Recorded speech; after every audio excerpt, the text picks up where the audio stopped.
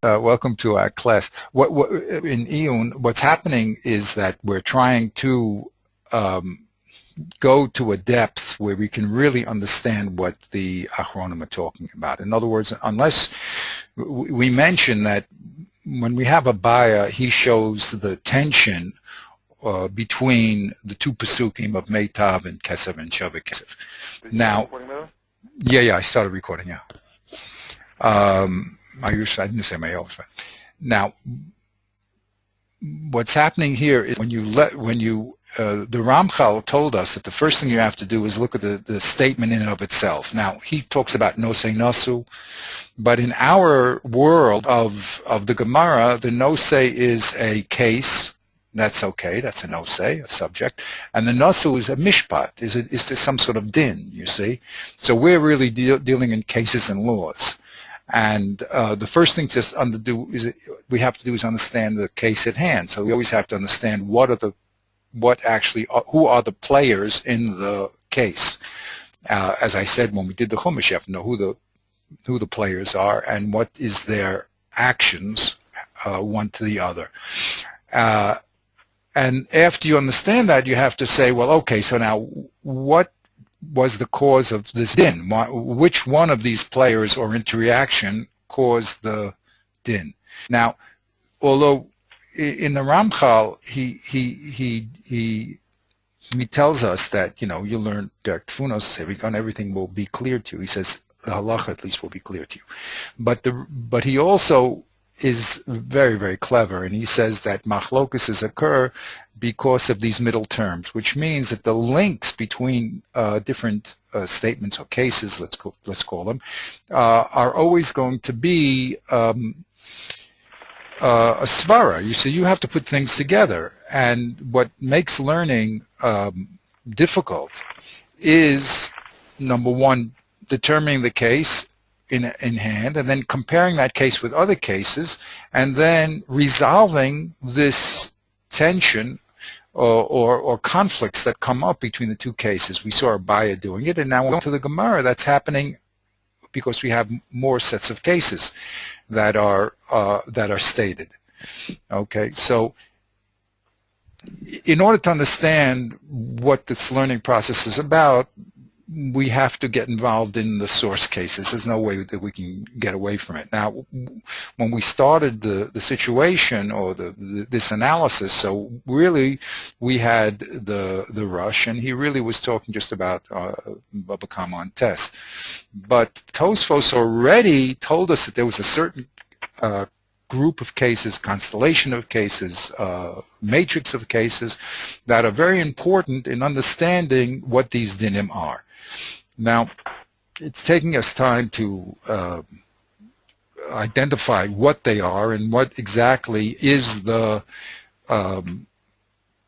pressure points that moves one case into the other and then separates one case from the other.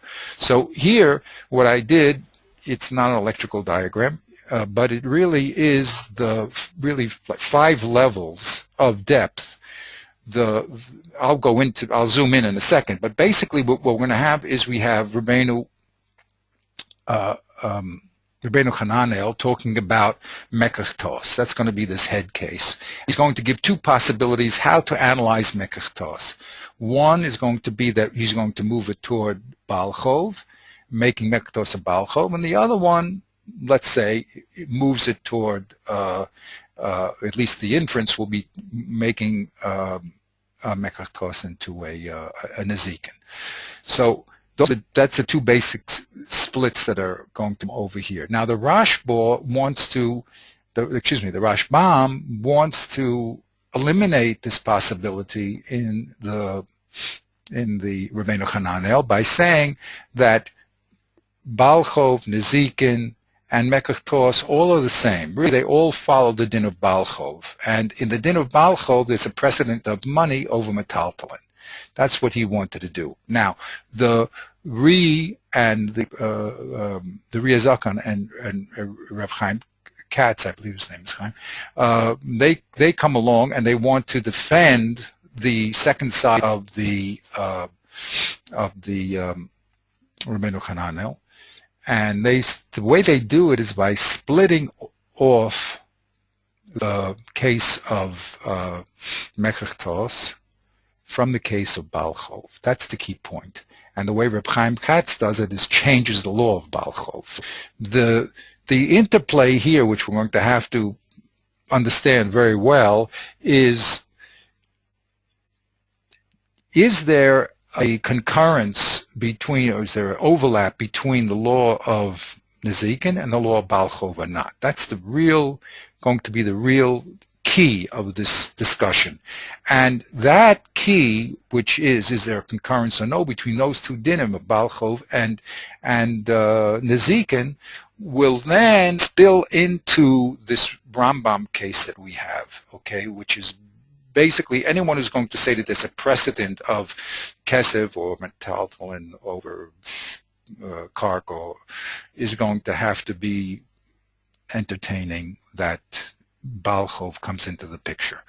So when we had the Rush, remember the Rush was very clear, and he said, get Baal Chov out of Nezikin. He wanted to split the two away. So we didn't understand the significance of that. But that happens to be a very significant move, and it's that move that the Beis Yosef says that the Torah is rejecting. And he wants to put the Baal Chov, he wants to put Nezikin together with the Baal Chov. So that's where we're holding. Basically, what we have to keep our eye on here, is there a conjunction, an overlap, a direct overlap between Baal Chov and Nezikin or not? That's going to be really the point that we're going to have to keep our eye on. And that will make the differences, that will push Nezikin one way or the other, either because Baal Chov, seemingly we have a Gemara that we haven't done yet, we have to do together, that there's a preference of Kesef over Karka. And once we have that precedent, so then we can move that Baal Chov into, for instance, Rav Huna. Now we can explain why Rav Huna all of a sudden gave a precedence of Kesef over, at least over Metaltalin. Now you notice they also slipped something in there, because we have three different items here. We have Kesef, Shavi Kesef, and Karka, and they're all spoken about a little differently in each one of the cases mentioned in the Gemara. So we have to understand how those cases interact. So it's not a simple issue, but like everything else, in the end, 2 and 2 is 4. We have to. There is a very strong logical structure that will either put them together or separate them, and it's the level that we're at, which is the level of Rishonim, that are really going to set up that relationship. Once we understand that, then we can really better understand what the Shach is doing, and then go down the line. And to tell you the truth, I never really dealt with this. I taught this piece many times, but I never really dealt with it at this level. And I see that in order to, again, seriously understand what's at stake, you really have to be at this level, or else you're just saying over what people are saying, and well, if they say it, that's fine. So, you know, if the Rush says that this is not a Baal Chov, it's not a Baal Chov, okay, but you're not aware that that's a judgmental call. That's a judgment call. That wasn't a Peshita. That was a Chiddush. Other people will say no. Okay, with that introduction, we'll pick up more or less where we left off. I'll just zoom out the screen here. Okay, so you can see what's going on a little better here. Okay. Now, I found, you know, I spoke to other people, Baruch Hashem, you know, because I want to show them this type of work that we're doing here, because I think it's very important that when you're teaching to a group of people, so I always found that, I mean, I think it's logical that there's always a certain percentage of people are always there, okay? They prepared and they have the minds to hold these things. And then there's a larger percentage, or whatever, a percentage of people who have various knowledge of what's going on. Now, in a piece like this, when we get to this level, it requires a deep knowledge of what's going on, just to hear. I don't know how anyone can give a shir on this and expect the audience to understand, unless they were really, really very well involved in the sources. But once you are involved in the sources, Baruch Hashem, everything, as I said, we deal with logicians and not magicians. Everyone here is doing has a logical analysis of each one of the cases and a logical connection or link between those cases, and it's our job to understand it. So basically what we had here, where we got up to anyway, and we want to do the Ran today. Basically, as I pointed out, oops, let me just get that straightened down here, and let me move that over here. Okay. We're going to have to keep our eye on 3 different cases. The fourth one, Sachir, we don't have to be involved with. I don't think, as far as what I've learned at this point, it has a direct influence on what we're doing. But the 3 cases we have to keep our eye on is the case of Nezikin, okay, where we have the din of Meitav, and we have Rav Papa and Rav Huna. We have the case of Mekach, which is in Baba Basra, and we have the 3rd case which we have to do together, which is Malva and Lova. Those are the 3 cases that are very critical, and as I said, the reason why they're critical is because we have to look at the junction of those cases, whether the din of one spills into the other. So here we start with... One of them was Malva, Lova, Mekach, and Nezikin, okay. And Nezikin. There's only 3 cases here, really. Okay? Right. The problem is, how do they relate to each other? Are they 3 independents? Are they all the same? Are 2 of them the same? That's really what we're going to try to determine. And the effect will be the din and Nezikin. If we start seeing a preference of Kesef, for instance, we're going to say, well, that comes from Malva, okay, and that pushed into Nezikin. Okay, that's what's going to be going on here. So basically, there's only those 3 cases. All right, so we start Mekach.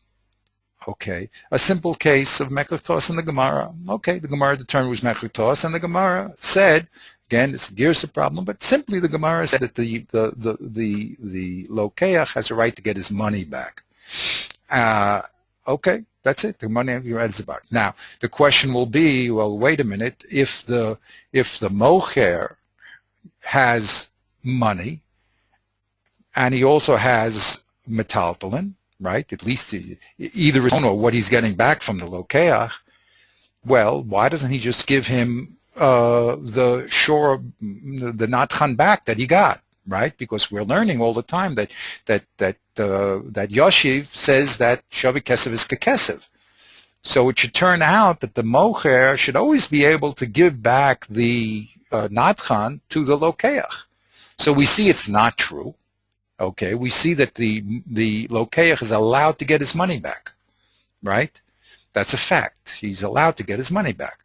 So now the question is, well, why is he allowed to get his money back in light of this equation that Kesev is equal to Shavik Kesev, right? That's a real problem here. So, very good. So the Rabbeinu Hananel says, when he sees this case, first of all, what is the facts of the case? He says we're talking about that the Mocher has money lying around. He sells things all day long. And the fact that the Gemara says that the Lokeach can get his money back means that there is a preference of Kesef over metaltalin, correct? If there wasn't, then there'd be no case here. You'd just give back the old natchan and the guy would be stuck.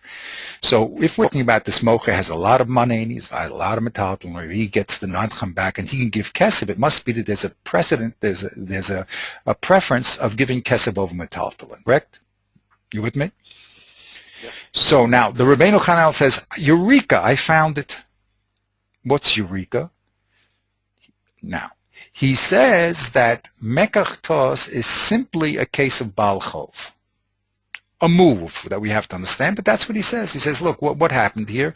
The Mocher thought he had a good business deal, and it blew up in his face, and there's no business deal now. Okay, very good. So now I need to give you the money back. Well, what money? What do you think? I have the specific money you have? No, it's just money is flying all over the place. I buy and I sell. So now I just owe you money, that's all. That means I'm a Baal Chov to you. That's all. Very simple.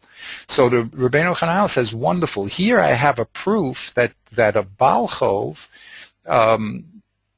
must pay back with money. The Mocher owes money to the Lokeach, and we see that even though it says Kesef is equal to Shavik Kesef, we see that when it comes to a Mocher, a Malva and a Lova, the Malva must give back Kesef.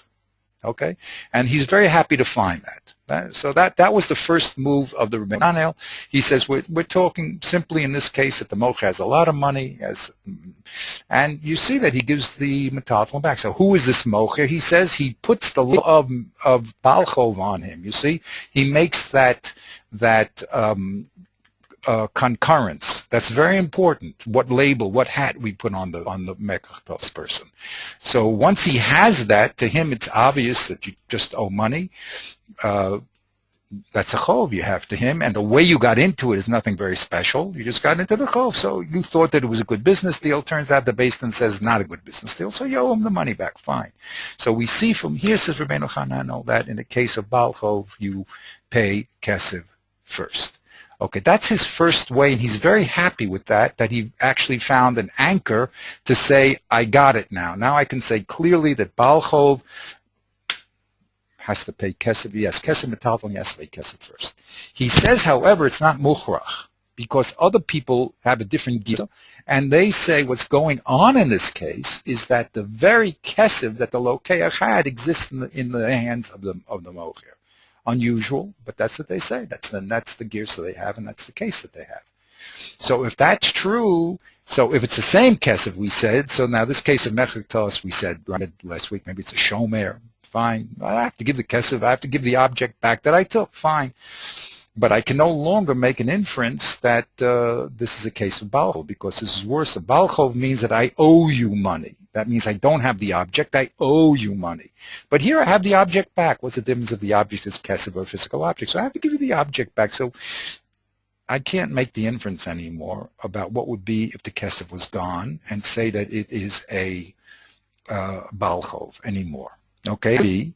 That really, if in the case of Baal Chov, in other words, if the Mocher actually got rid of the kesef, it could be no precedent of kesef, and kesef is equal to Shavik Kesef.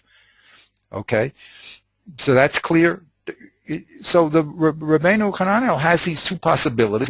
He would rather say that there's a raya for Baal Chov, but there is another girsa that says we're talking about the actual physical money. If we're talking about the actual physical money, then we're not talking about Baal Chov anymore. You're just a shomer, you have the object, give it back.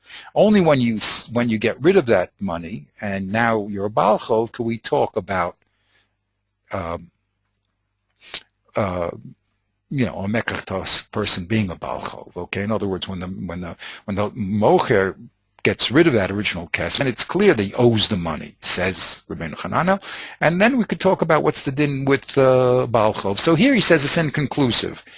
Simply the gear that says the Mocher gives back money, he's talking about any money, not the specific money, and I would think that I have an anchor for Baal Chov, but it's not Mukhrach. Clear? Up to this point? Yes. Okay, very good. So now, comes along the Rashbam, okay, he says that this possibility, girsa, no girsa, cannot be because there's really no difference if you have the real kesef or you don't. Very interesting. He says, as we said, we tried to tighten it up and say that when you have the real kesef, so you're like a shomer, okay? He says, no, come on.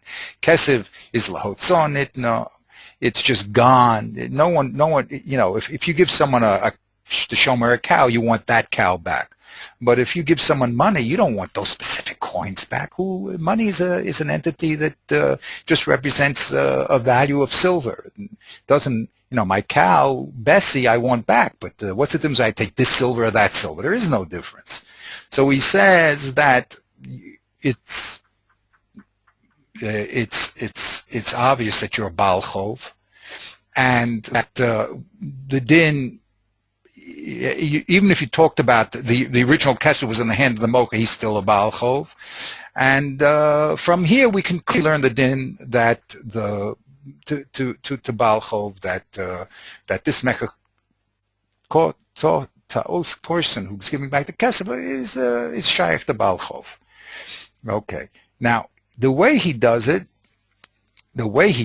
is that he says that we have the case of Huna. Now all of a sudden he brings in Rav Huna here. What is Rav Huna shaykh here? Rav Huna is not talking about Baal Chov, he's talking about Nezikin. So we said that he's making yet a third equation. He's saying that the mekach is a Baal Chov, and the Baal Chov is equal to Nezikin. Okay, in other words, Nezikin is also a Baal Chov. You damage someone, you owe him money. Well, that's what you do. So all those cases are equal, and we see that Rav Huna himself, in the case of Nezikin, says that if you have kesef and metaltalin, you only give the metaltalin when you don't have the kesef, right? Rav Nachman said to him, what do you mean only kemetav? What about the yashiv? He says that's b'delesle. Okay? So we see Rav Huna, again, the Rashbam puts the label, the hat of Baal Chov on Rav Huna, and he says, you see, it's clear.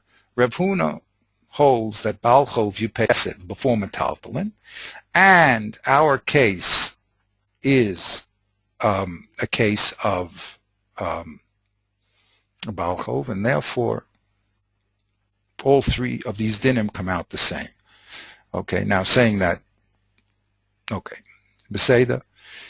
So even if you had the original money and you would be a Baal Chov, that's it. And how do I know that? Because Nezikin is a Baal Chov, and you see that there's a kesef, a precedent of kesef over metaltalin. So all these three cases are equal. That's what the Rashbam does. Now, then the Tosfos brings people who are going to dispute the Rashbam and save the Rabbeinu Hananel, or bring back that side of that possibility. In other words, we have no conclusive proof about Baal Chov. Now, how did we do that? Okay. So we had three people in that Tosfos. We had the Ria Zaken, the Rev Chaim Katz, and Rabbeinu Tam. Okay? So what does the Ria Zaken say? He says, look, Rashbam, with all due respect, the case of mekach is not a case of Baal Chov. And therefore, what goes on in Baal Chov does not go on in Nezikin. Those are two separate items. Okay, you can't say that mekach is a Baal Chov and Nezikin is also a Baal Chov. You have to split them. You see, here's an important thing. In Baal Chov, says the Ri, I'll grant you that you have to give kesef before. I said karka here because that's the case we're going to have later on, but even metaltalin we could say. Okay, but he gives a svara, and this is the svara really, let's just look at that svara, that's where the rush comes in. The svara is that a Baal Chov adaita de parle zuze osfe, which means when the Malva loaned the money, it was on the das that he would get back Zuze. He gave Zuze, he wants Zuze back. So that makes Baal Chov different than Nezikin, Baklal. There's no connection. Don't put Baal Chov together with Nezikin and say they're Hainu Hach. It's not true. There's a radical difference between Baal Chov and Nezikin. Sounds familiar? This is exactly the svara that the Rush said to split Nezikin and Baal Chov. Okay, and that's what the Ri does. So now it could very well be that Baal Chov has a preference kesef over karka or even metaltalin, whatever you say. Fine. What does that mean? When you gave kesef, you want kesef back. So the lova can't give you metaltalin, karka. It can't give you anything except kesef, because that was the da had when you entered into this relationship. Okay. Now that would mean that Nezikin, you'll ask me, so if that's true, how do we end up with that you could give equally to metaltalin? Well, it's not a Baal Chov. What is it? It's simply a mazik. You're a mazik. So not simply, but in other words, the Re changes the hat that the mekachtos person is wearing from being a simple Baal Chov to being a mazik, and he splits mazik from Baal Chov. There's a few little interesting steps there, but that's the excitement, let's say, of what's going on here, okay? He sidelines Baal Chov. He says, really, if I asked you for the base din, Mekachtos' Nezikin has nothing to do with Baal Chov, because Baal Chov is a special deal that the Malva specifically gave the money on condition of getting it back, which is not what's happening in Mekachtos. In Mekachtos, you really bought something. Okay, now the deal is off. Now we're going to have to talk about what is your relationship mocher to the money you have. But he wants to say to Rekatz, the mocher is a mazik. He took or destroyed the mazik, the lokeach's money. We're going to get into a little bit of verse in the round in 1 second, but we'll just keep it as simple as we can. Okay? Now that you're a mazik, says the Re, the halacha is not like Reb Huna, but the halacha is could be like Reb Papa. And therefore, Kesef and Metalton are equal according to Reb Papa. It was only Reb Huna that said Kesef is greater than Karka. Now, in other words, what's going on here now also at the deeper level is could be, and this requires thought, it could be that what the Re is saying here is the very machlokus between Reb Huna and Reb Papa is whether Nezikin is a Baal Chov or not. In other words, Reb Huna, it's true, does give a precedent of Kesef over Metaltalin. Let's put it that way. Where did he get it from? Where do you see that there's a precedent of Kesef over Metaltalin? So he says he's going to learn it from Baal Chov. Okay? Nezikin is just a Baal Chov, and there you have to give money first in Baal Chov. And there is no special quality in Baal Chov that splits it off from Nezikin.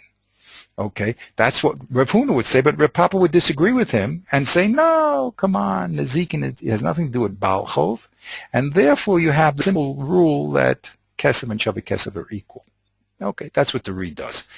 The Rev Chaim Katz switches the table. He says, surprise, you thought that Baal Chov has a precedent, it doesn't.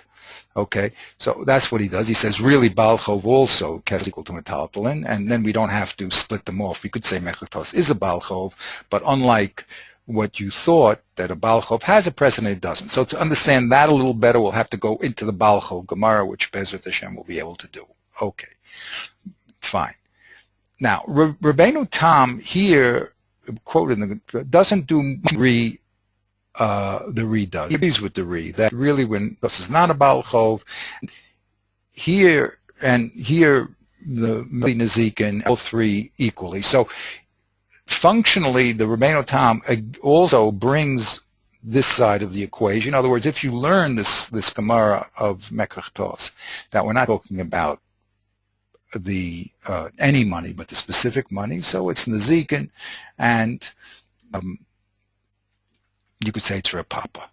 Okay? And Reb Papa holds that Nezikin is a special category, and Baal Chov is a super category, if I could say so. In other words, the general rule is Kesef is equal to Shavi Kesef. That's fine. And there's a special reason why you have a precedent in Baal Chov. So we'll push Baal Chov away from this, has nothing to do with it, and that will be Reb Papa's position. Reb Huna will argue. He could say, no, Baal Chov, Nezikin is a Baal Chov. But Rabbeinu Tam agrees with the Re that, come on, Rashbam, you don't have to say that the only way, the only halacha here could be Reb Huna. No, it could be Reb Papa. Okay, and that's what he does. And then he just adds in case of Sachir, which we'll leave on the side. Now, here we're up to the next level, which is the level of the Ran. And I want to do the Ran inside with you, okay? Now, there's two Rans. There's one Ran that's of Baba Basra, and there's another Ran that's in Baba Kama where we are, Okay, the difference is that in our case in Daf Zion, so the Ran quotes the Ramah and he puts all these three cases like the Rashbam into one box. That means Balchov, Nezikin, and Mekachtos are all the same. And therefore, they all have the same din. And you're going to learn all that from Reb Papa. That's what we did, actually, when we first looked at the Ran. We're going to go into that more carefully. But let's first look at this Ran, where he's going to say, no, we're going to put Balchov. Here he doesn't quote, by the way, he quotes only the Ramah, he doesn't quote the Rambam, or the Rabbeinu Tam.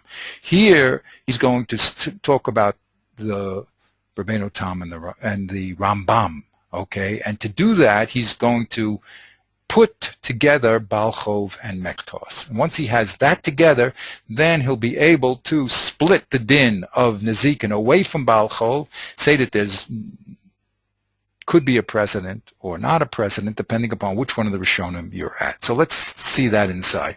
I agree it's not simple what we're doing, but if it was simple, it wouldn't be from Kodesh Baruch. It is logical. It's just it's just not simple.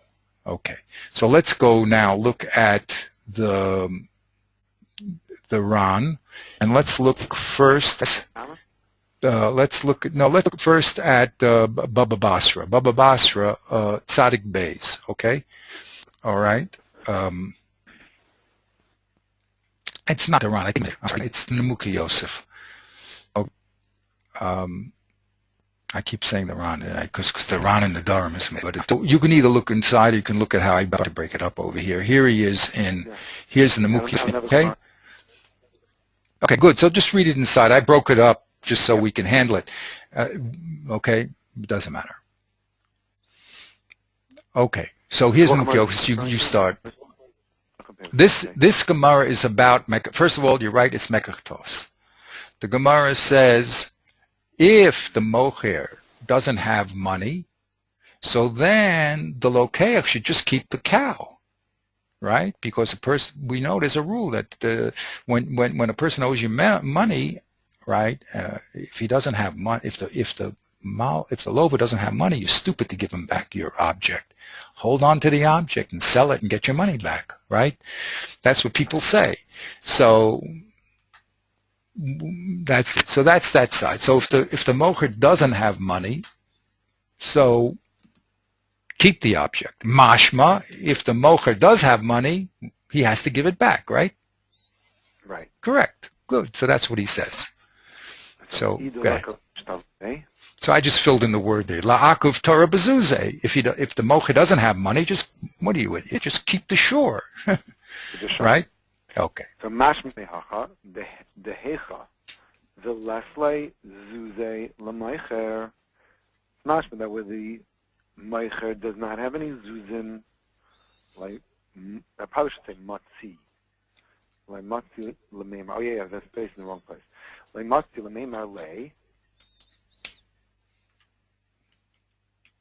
Hareshal chalafanecha trach v'zavim. So it's mashma over here where he does not have zuzim. He cannot say, go, take, and go sell it on your own. And the obligation of the meicher is to give back zuzim. The meicher has responsibility to obtain the zuzim to give to the lekeach. Right. Okay, that's his first move. In other words, right. So it's aliyah from Italpuli. Right. So remember, we had the sacher. The sacher can say to the maskir, to the balabayas, you go sell your tomatoes and bring me cash, right?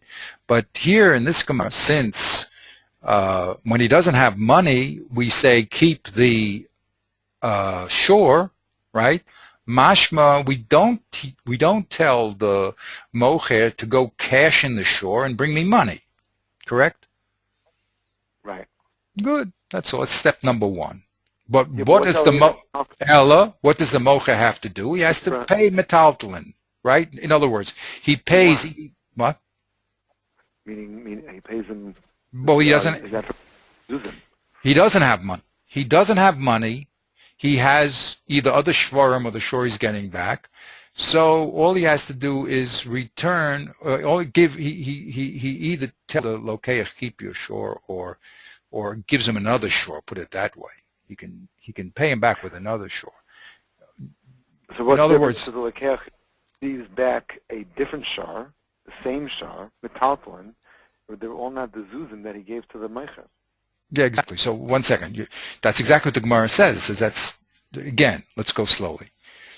Step number 1, if the mocher doesn't have zuzeh, he can pay with metaltalin. Okay? Now you said that's what the Gemara said. But he's not forced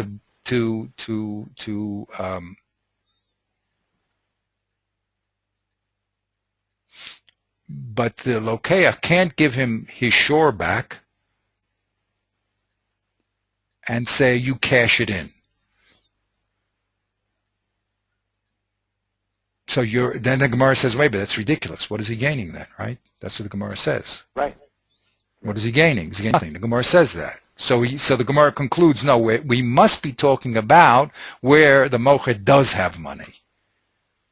Right. Okay. Right. That's what the Gemara concludes.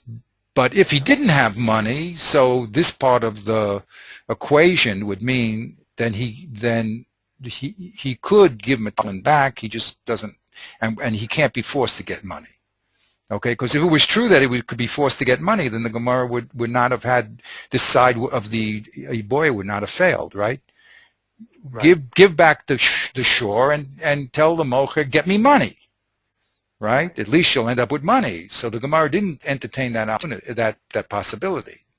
So he's just, so the Nemuk Yosef is saying, so it's mashma from here that you can't force the mocher to sell the item and bring you cash, right? Or the Gemara would have said that that's what he's going to gain. He's going to gain cash. But the Gemara rejected this side because he said, what is he gaining? Nothing by giving him the shore back, right? It's ridiculous. Okay, so very good. Aval is lezuze, boy lemesiv lezuze, right? But if the mocher does have zuze, hivade has to give back zuze, right? Right. So that's the diuk of the Nemuk Yosef. He says here, from here we see 2 points. One, that you can't force a mocher. You can't give the mechatos person can't give the item back and force the mocher to go sell it. Okay, and 2, if he would have had money, he vadai has to give the money. It's only when he doesn't have money do we say he can give metaltalin. Okay, but if he does have money, he has to give money. Fine. We're together on that? Yep. Very good. Now comes the move of the Nemuk Yosef. Move number 1.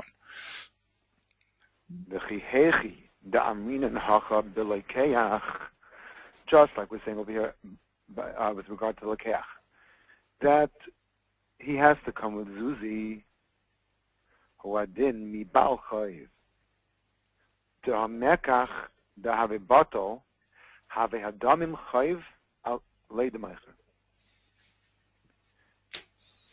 Because lekeach essentially is a bal chayiv. Mekach have bato, and it becomes a Baal Chayv on the Meicher. So just like a Baal Chayv has to give, just like we're saying over here about Lekeach, that he has to give Zuzim, such a Baal Chayv has to give Zuzim. Right. Now this is what's very nice to see here is that when you read the Rabbeinu Hananel, he speaks very, very briefly. You know, he just says the 2 cases and what the result is, but he doesn't say the svara. Here, what's nice about the Nemuk Yosef, he's finally telling us, spilling the beans. You know, what's the factor here? What exactly is going on here, right? So he's telling us, look, if you analyze the case of the mekechtos, you'll see that the mocher just owes money to the lokeach, right? Why? And he explains, because what's mekechtos? Mekechtos means that the sale is batal. The sale's batal, then you owe the money that you got to the lokeach. Okay? Now, of course, we have to put some hat on him, but it's a very good hat to put put on him that he's a Baal Chov, right, the Mocher. He just owes money, right? Because we said, I added in, that when it comes to money, there's nothing special about the money itself. It just represents value. So, Right. so now that there's no sale, I owe you money. What, this money? I owe you money, that's all. I'm a Baal Chov to you. So we can say from this case, and that's what the Rabbeinu Hanayel did, this case is a good proof for us that the Baal Chov, when he has money in metalton, has to pay with the money. Okay? But notice what I'm trying to point out here, I hope I'm not belaboring the point, is how quickly the Rishonim write. You know, their words are very powerful. They're moving very big items, and if you read it quickly, you can very easily miss the point, which is, he explains that there's first Mekach Batel, number one. That's very good. Now Mekach Batel, what is the hat that the Mocher is wearing? He says, oh, he's a Lokeach. That's step number two. Okay, now that we have the Mekach Tos person, we put the hat on him of a Lokeach, of a Baal Chov. Now we can say that Baal Chov will have the same din. Okay? Those are very, very large moves, but you need to slow down and appreciate them. But that's what he's doing, okay? Very good. Point number three. Okay.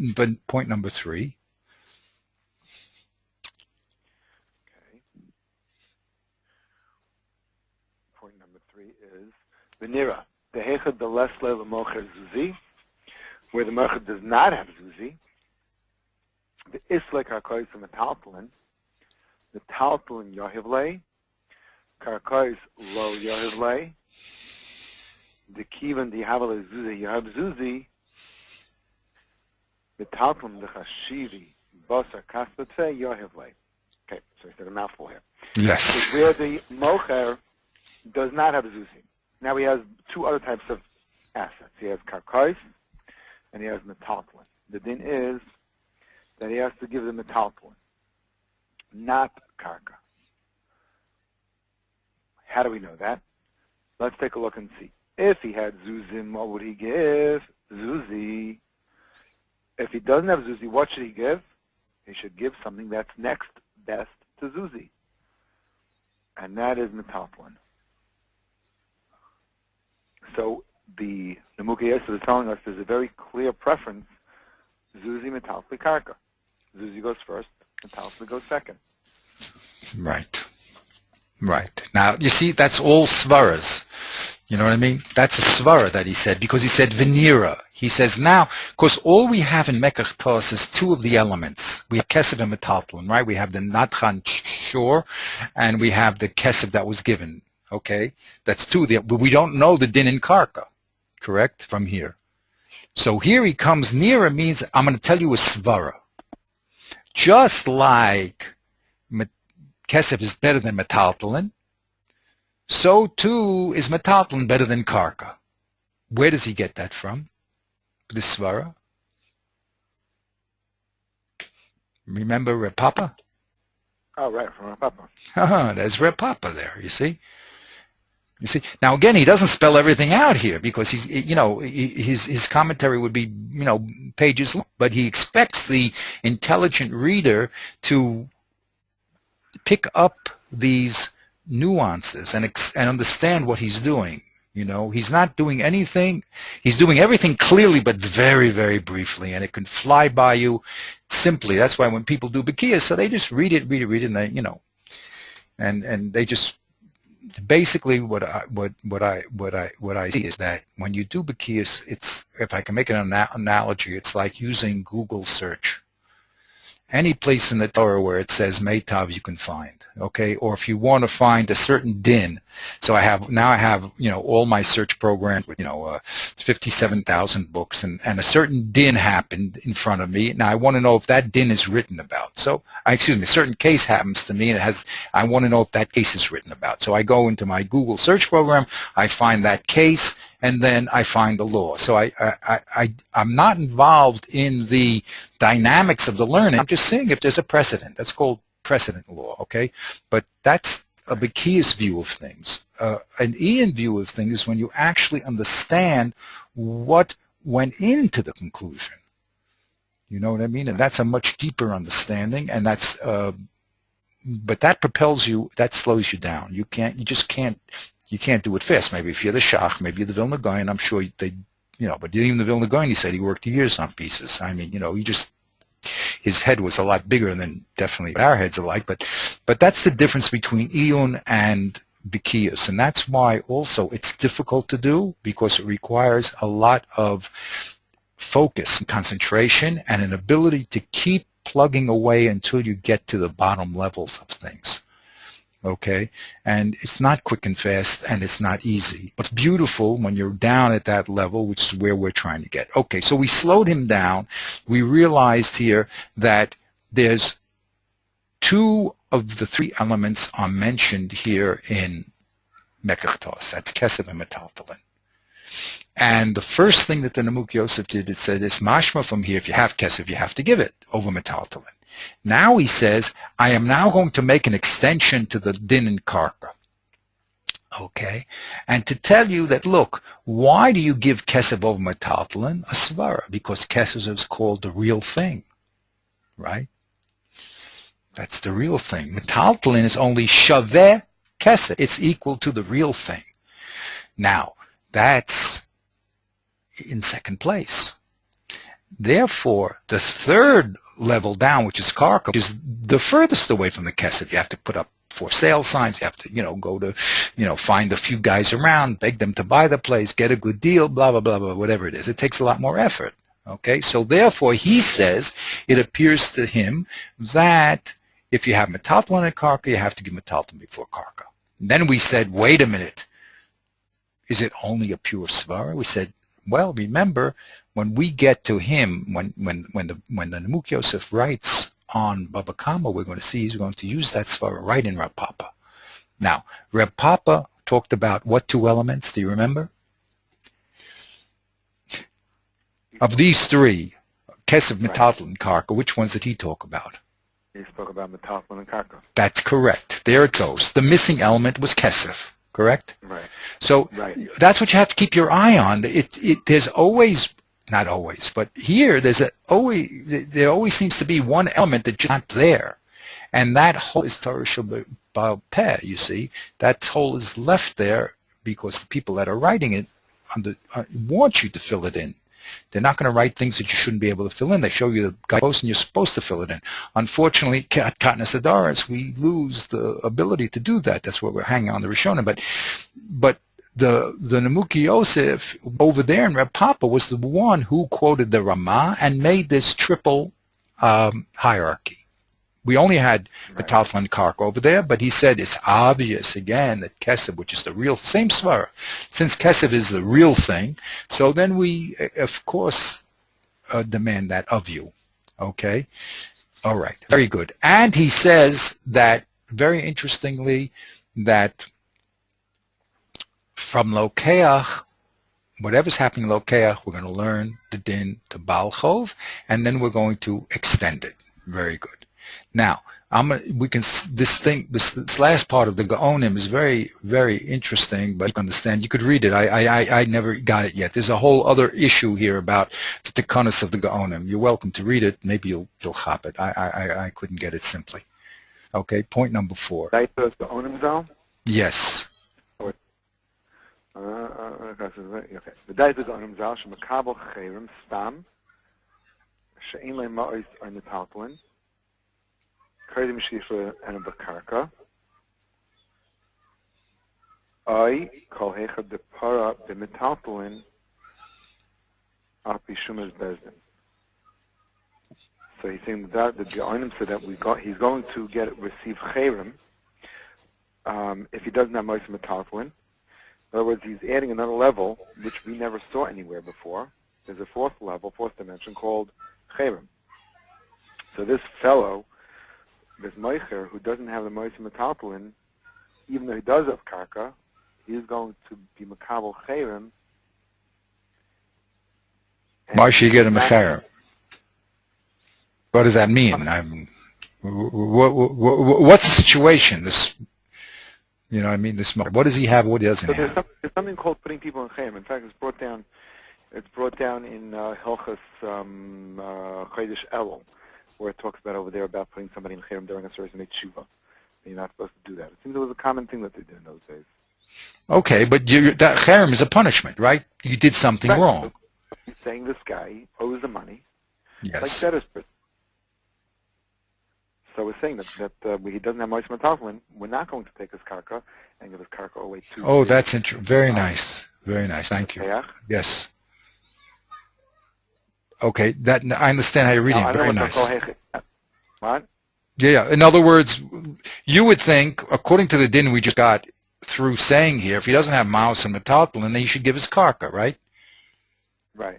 So for some reason, we say to him, you're in cherem, you go sell your karka, and you bring mouse. That's what it seems like, right? Bring mouse or metaltalin. Don't give me that karka. Right. Yeah, very nice, very nice, excellent. So what's I call hecha the parba metaltalin al pishumas bezdin. I don't know what that means. Yeah, what does that mean? Maybe you don't geras kohecha. Maybe you don't geras that. Oh, in other words, what you're saying, right? No, but I think.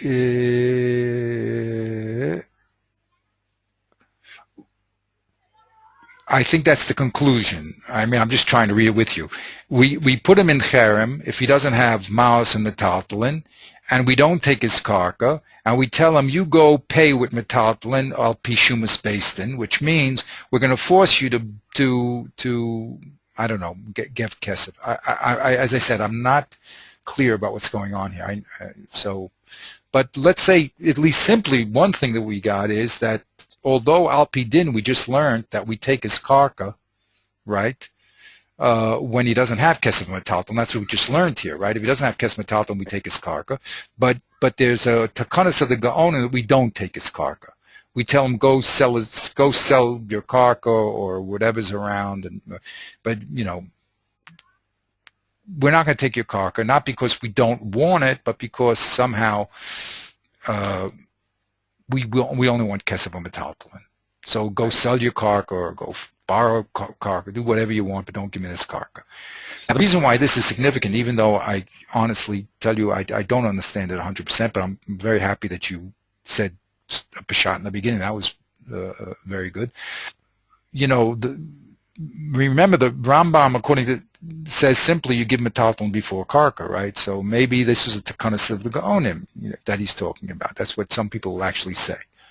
Okay, so really he's not talking al pi din Torah, where you can, you know, he's talking about takanas of the gaonim that somehow we take metaltalin.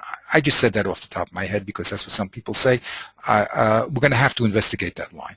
Okay, but let's leave that aside, the takanas gaonim, and go now to the Baruki Yosef that's now Rabbeinu Tam. Okay? What does he want from Rabbeinu Tam? Point number 5. Rabbeinu Tam. The Beschiris Payel Afilu Laslei Zuzi Ba'ele Mitrach or Mizban Payel. So this place as we saw, right, on the test, I think it was, right? Mm-hmm. That even that by Beschiris Payel, there's an obligation of the employer to give Zuzi to the payal, even if it means the employer has to go and sell something to pay him. Right. How do we know that? He's going to bring a Mishnah, the Tan Perka by Ismailia. Hasercha is a payal lasses imay betemen v'kash v'amalei toil shasiza b'scharcha ein shemin. So it's a fair Mishnah, basically. It's a Mishnah that says that he cannot tell him to go and take the scharcha. Right. So therefore, we see from there that he has to give him cash. Right. And he continues. Kivan Isla Igragabe. Shamin and Lay. So I think Shamin and Lay. Oh, Shamin and Lay, exactly, yeah. So in other words, you would have thought Kivan Isla Igragabe. That the employee has his salary with him, i.e. the tomatoes, right? He should collect from it. Why? Listen to the employer and tell the employee, listen, what are you making everybody crazy for? You already have your wages because you have the tomatoes. Exactly. So we say no. it doesn't work that way. The Ami Inshi, No. Mimari. That's the reason why we should listen to the employee. Right? But So, Kamash Malan. Right, we don't say that. We don't say that. Okay, fine. Now, here's another line you can help me with. Ubishum dukta. That's what he says when it comes to the employee. He has to now give the money. That's what Rabbeinu Tam says. Yes.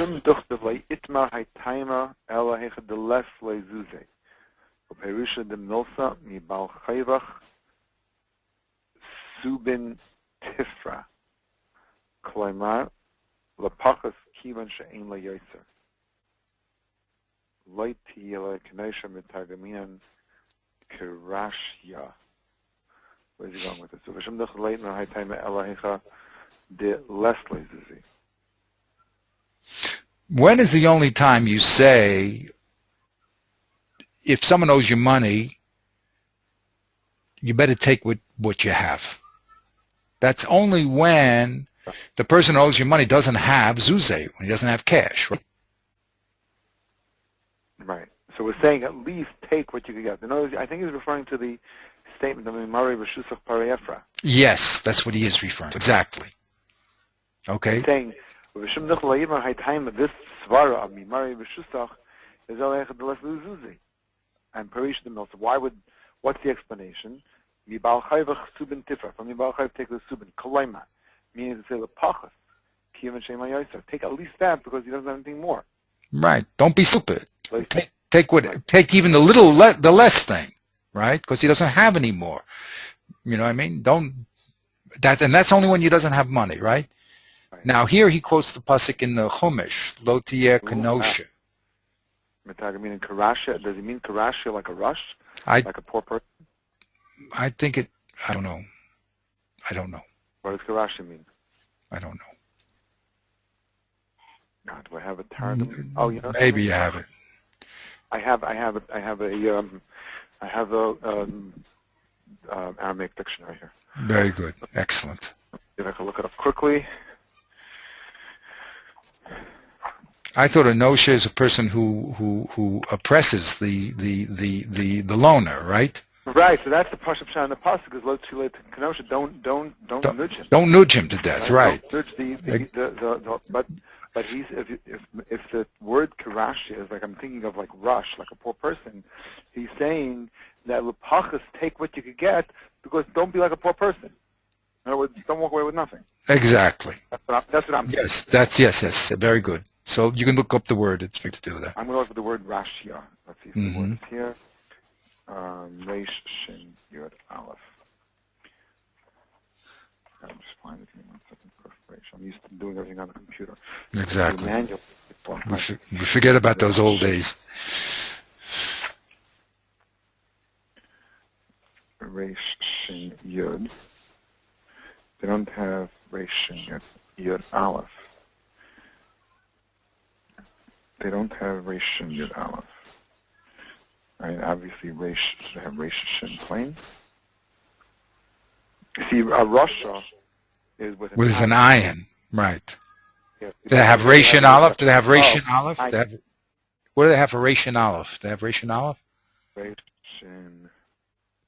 It sounds like a rush. A rush is a poor man. That's your interpretation, which I think so. Right. Reish Shin.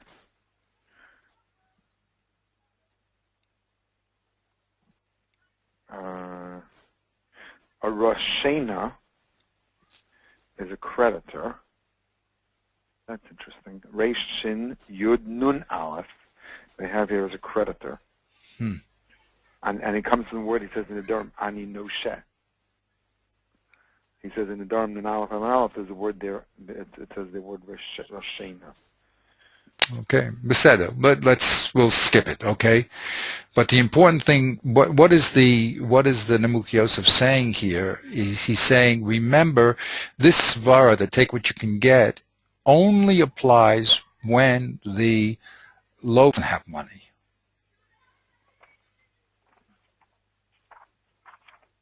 Right. Okay. Now, what does it have to do with the tea of China here? He says what does he want with the Rabbeinu Tam? The Rabbeinu Tam says the poel, right, has a right to his money, and if the employer doesn't have money, so then the Rabbeinu Tam says he can force the employer to get money, right? Right. But right? Because, and the Gemara says why? I mean, what's the Havamina? Of course he should get money from the employer. No, the Havamina is that if someone owes you money and he doesn't have money, so you better take what you can get. Kamash Malan. That no, in this particular case, you can force the employer to give you money. Normally, you would think, why are you walking away with nothing? You know, he doesn't have money. Right? Take the tomatoes. The answer is no. In this particular case, you can force the employer to do it. Now, why would you do that? Just sort of a simple story. Usually, a guy that hires people has money. He's not like a person who borrows money. A person who borrows money is the chazak of not having money. But a person who has a business usually has money. Meaning he doesn't have cash right here, but he always has money around. He's not a poor person. He has business. He'll sell. He has the tomatoes that you just picked. He can go sell the tomatoes. It's not like he has nothing. So there it would be a svara to say that the employer has to do the tircha of cashing in the money, and you don't say to the employer, take the tomatoes and run, because he's not going to go away. But in the case of a pure loan, so there you would say keep the money. So now what does he want here? Oh, he's just showing why when it comes to an employer, you don't have to worry that he's not going to cash in the tomatoes and give you your cash. He'll do that. It's only in the case of Balov that you have to worry that the lova is not going to find any money around, and because he has nothing in the first place. He spent your money, he has nothing around. Okay? So now the Nemuchi Yosef wants to point out that the only time you say take the money and run is only when the other person doesn't have money. But if he has money, there's always an advantage. He must always give you money. Why does he bring this up in this case of Schir Sapoel? What does this have to do with Rabbeinu Tam here? What does that have to do with Rabbeinu Tam? Well, because Rabbeinu Tam, he's the one who said that what's the question? But here, the Rabbeinu Tam just said about a poel, right? Right, and we said when it comes to the poel, it's very unusual because when the employer doesn't have money, we tell him go out and sell the tomatoes and bring him money, right? Right. And the Gemara says, isn't that obvious? We said, it's not so obvious because maybe you'll say that the employer should take what he can get. So Kamash Malan, when it comes to an employer, we don't say that, right? Because as I said, the employer usually has cash and he has tomatoes. It's not like he's a real lova, right? He's not, typical lova doesn't have anything. And he's borrowing money and he spent it already. So you don't want to do that. You don't want to, give him, if he has Metalton, take it because you're stupid. This guy will never produce. But this is an employer. He has tomatoes. He has a business. So he'll give you the money. Okay, so that's what he says when it comes to socher. And what does the Nemuchios add? That just be very careful and understand that this svara of take what you can get does not apply when someone has money. That's what he wants to underline. Okay, when a guy has money, then he has to give you money.